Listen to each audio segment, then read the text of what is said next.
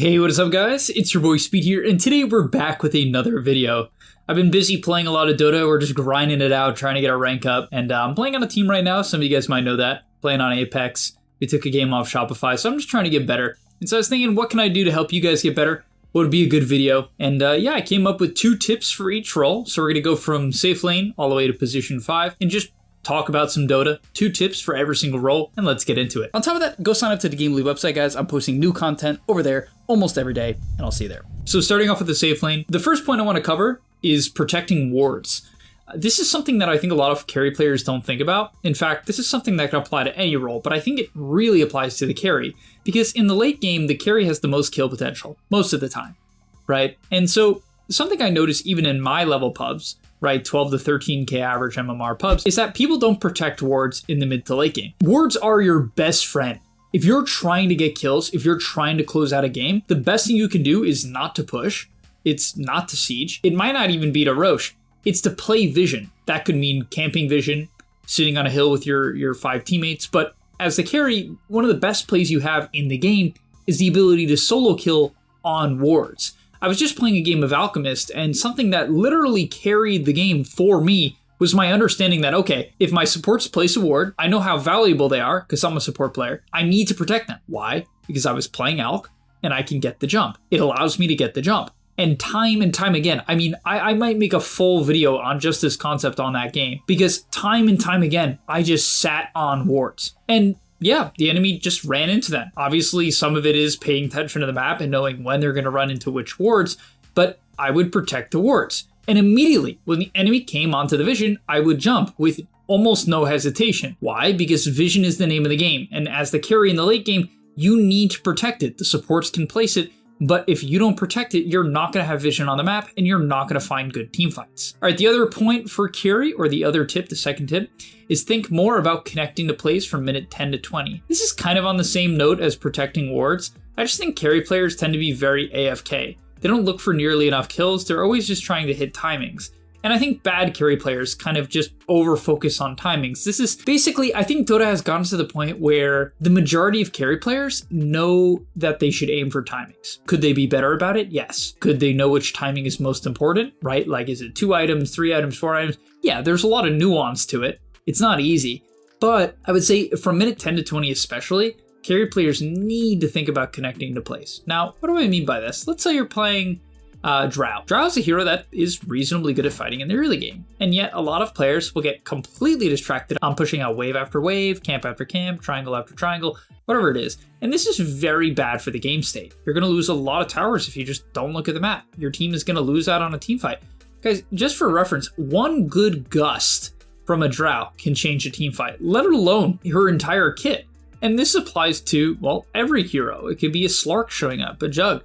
Doesn't exactly matter. Even some of the greedier heroes like Alchemist or Dragonite, right? One good stun from either of these heroes, or just one nuke, one reflection from a Terrorblade, one dagger from a PA, right? They can make the difference in a lot of fights, especially fights that are on your terms. So if you're playing carry, you need to look at the map and connect to plays that are at least the favorable ones, right? What are these plays? Well, it's plays where your teams are grouping up. So maybe your team brings 4 heroes to the enemy safe lane tower, and you're still farming your lane. Think about hitting the gate, right? This is a very common way to connect to your team at a high level. You guys can just think about that, right? If your team is pushing the enemy safe lane tower, think about gating. You're probably alone. You probably shouldn't even be in your lane anymore. So you can hit the gate and you can connect. Is the enemy team diving mid? Are the runes coming up? 10-minute, 12-minute, 14-minute power runes. You can connect to all these plays, and it will immediately make you a better carry player. You just need to watch. I'm not saying show up to everything. Show up to favorable engagement. This is a tough thing to do. Just watch some pro replays and you'll see exactly what I'm talking about. All right, let's get into the mid. So first of all, control runes nearly every 2 minutes. Pretty simple point here, but really important. Something I've learned more and more over the last year, I'd say, is the importance of runes and how much they dictate the pace of the game. They're kind of just broken on certain heroes. DD, Regen, Arcane, Illusion Rune in certain matchups against heroes like Ogre, or Viper, or Veno, or Ember, just being able to dispel, having a Manta style for free is just really broken. Yeah, runes are broken, and they break a lot of heroes. Ember Spirit, Earth Spirit, Storm Spirit, Lina, Zeus, what you name it. Basically every mid hero abuses certain runes. And I would say probably about half or more than half of runes are overpowered.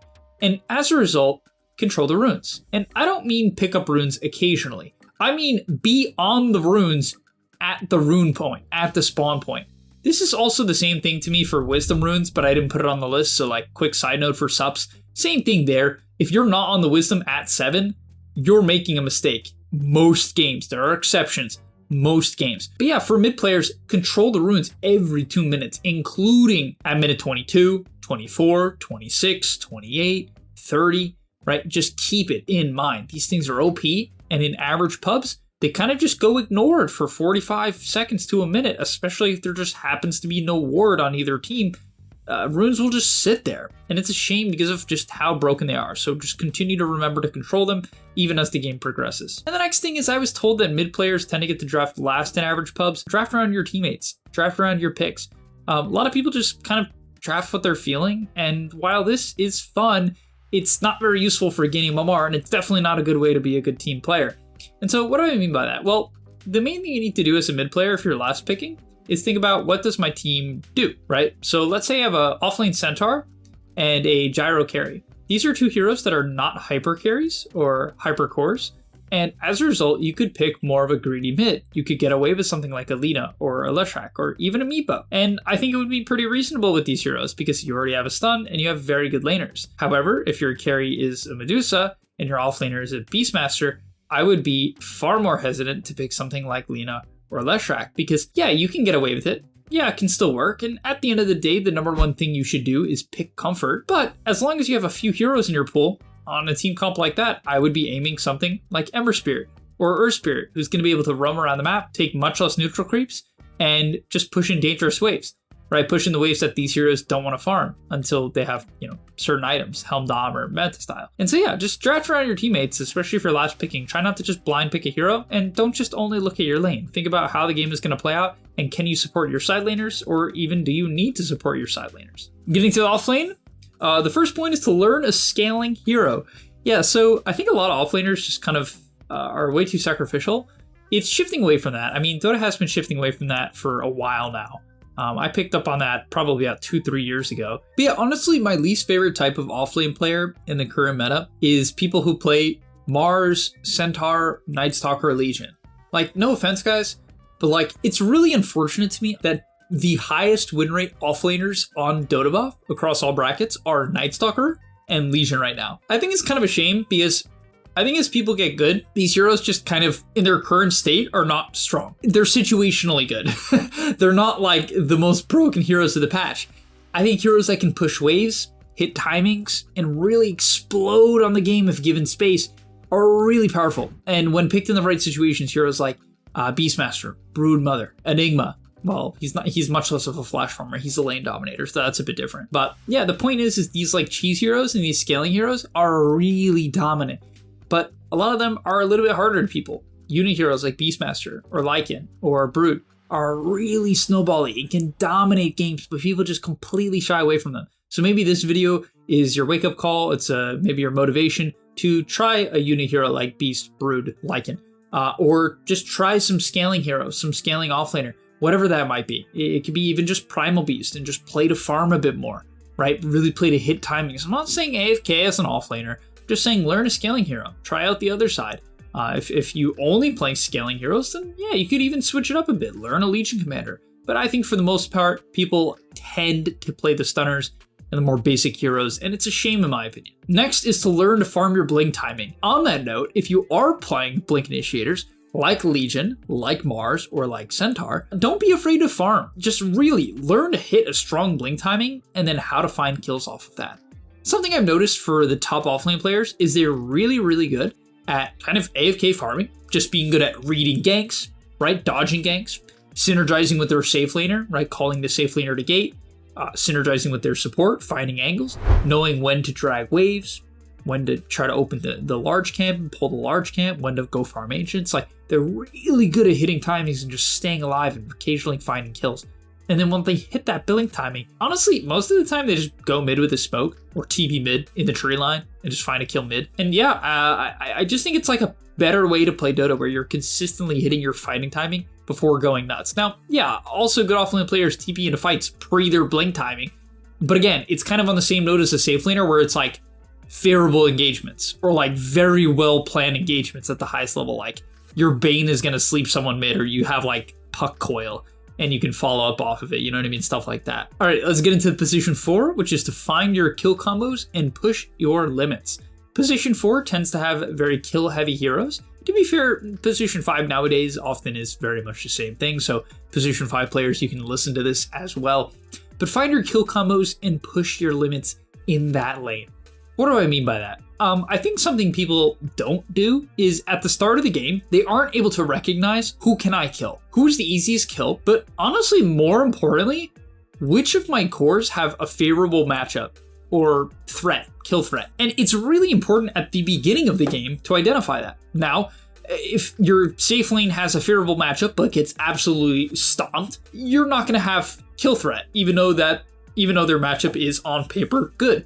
And so, yeah, obviously there's exceptions, but for the most part, guys, let's say you think your safe lane's killable. A current trend in the pro scene is to TP at minute 5 or 5:15 in the nighttime to get kills in that lane. And so if you think your kill lane is your safe lane, TP there at minute 5:15 and just try to kill there for the next 3 minutes. Obviously, you might want to contest the 8-minute power rune in that sequence or 6-minute, but like, just keep going. Just, if that's the lane, just pick on it over and over and over again. I think people just like don't think about where to go. If your mid hero is like Huskar and there's this Ember and you know that lane is going to be favorable, double down on it. Just keep killing that lane after the laning stages end, like minute 6 to 8, right? And really just push your limits. Like pick the lane, decide before the game starts what you think is probably your best bet, and then stick to it and start making guesses. Like start learning, you know, and that's the great way to learn, where you like are very intentional with your decisions. You're not just walking around. Like most people just walk around and hope things happen, even +4 players. All right, my next tip is to buy wards. Yeah, I don't know why +4 players don't buy wards. Guys, you're a support. I don't know what to tell you. Like I play +5. Very few +4s like consistently buy wards. I really don't understand why. Most of the time you're playing the higher mobility hero. You're taking more aggressive positions on the map. If anything, you can place better wards and you can kill on those wards. Like sometimes +5s, I mean, to be fair, again, +5 and +4 have truly morphed almost together at this point. There's a lot of similarities. Like people play them not the same, but sort of similar. It's more hero dependent at this point, to be perfectly honest. But yeah, if you're a 4 player, that's the point. Like just play the game. And to me, like Dota is a game where you don't want to have wards on one person. You don't want to like just put an entire task on one person. The game is too diverse and too difficult to do that. And so wards are no exception to that. It just spread them out. Cores can do it too, but especially the 4. All right, and let's get into the position 5. The first tip is a tip I always say for position 5s, but I can't stress it enough, which is to learn to maintain strong positioning. I even think pros +5s are like kind of bad often at positioning. I mean, to be fair, it's like easy to judge them when watching replays and such. But here's a big thing. I just think that people are constantly in vision. You know, I've played in 3 or 4K games plenty. I used to stream like 2 years ago, and I would play custom lobbies with my viewers. And it was really funny because something that I noticed was, and I forgot it because, you know, I gained MMR and people get better positioning the higher you go.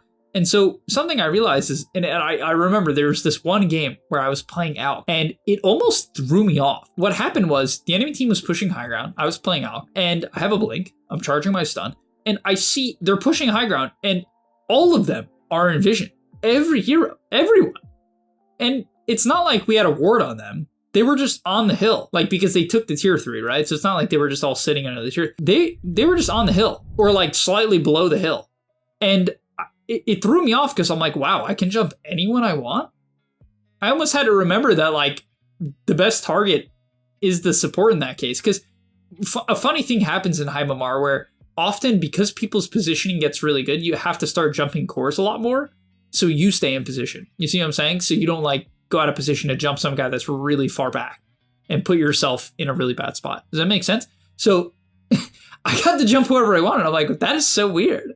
I guess that's just how it goes. And so, yeah, like, don't be one of those people. Really make sure you're not getting jumped unless you're playing certain heroes like Clockwork and you buy a 4-staff or a Blade Mail. You know what I mean? Like, sure. Or an Abaddon. You know what I mean? Like, of course, there's certain heroes that can do that. But yeah, really don't be that guy who dies early in fights and then like flames his course item build. Like, sure, your course item build probably sucks, but like, stop dying first. All right, and then learn to use the OP items. Still, please, guys, every time I have a coaching student that's like pos 5, just buy defensive items and you're gonna win games. Like Glimmer and 4-staff and Solar are just the best 3 items in the game for subs most games. Like, besides the occasional Aether on some heroes, the occasional Blink on some heroes, and like maybe Drums, you know, maybe Vessel on some heroes. Like, these items are broken. Look at pro games. You're gonna see Solar, Glimmer, Force like just everywhere. It's the same thing as Magical Wand, you know? And people just don't buy them because they don't like defensive items. Just say you don't need to do damage as Lich. Like, you don't need Ag's Blink as Lich. You need a Solar Crest. So you are tanky, you have early timing, and you can keep your teammates alive. Like, again, if you maintain strong positioning, if you apply the first point here, good positioning with buying a Glimmer, buying a Force, buying Solar, I would lean. I think the best 2 of those are Glimmer and Solar, by the way, just as a side note. I think Force is the 3rd. If you learn to use the OP items, you just break the game. Like, even in high MMR, guys, late game, here's some really advanced concepts I've been thinking about lately. I'll share them with you guys. Even though like sometimes I actually think some ideas are like so good that I don't like sharing them. Here's one that's like it's not like completely original or anything, but I think it is a strong thing to remember and to think of, which is how good Glimmer is as an item. So you might be thinking, okay, yeah, it turns them invis and gives them a barrier and it's low cooldown. Like, yeah, sure. Here's what you don't think about. When you buy a Glimmer, you force the enemy, this is really important, to buy dust. So immediately, their supports have to spend 90 gold. Sometimes 3 heroes will spend 90 gold. I'm not kidding. I'm sure you've seen it happen. If someone calls like, hey guys, we need dust. Ding, ding, ding. Dust, dust, dust. Like a Glimmer gets pinged. At least in high MMR, that's what happens, you know? Or Shadowblade, same thing. Shadowblade is the same thing here. Boom, economy. In teamfights, people put down sentries. Boom, economy. Now your hills don't get dewarded because sentries are just in random places for the Glimmer. In the late game, people's slots get filled up. This is something I noticed as well recently. If there's no gem in the late game, courses can't hold dust. Like, they just don't have a slot. And then the backline jumpers that usually need to press the dust just can't, or they don't want to. And so Glimmer in the late game becomes better in many cases if there's no gem, right? And so, which people don't buy gem. That could be another point.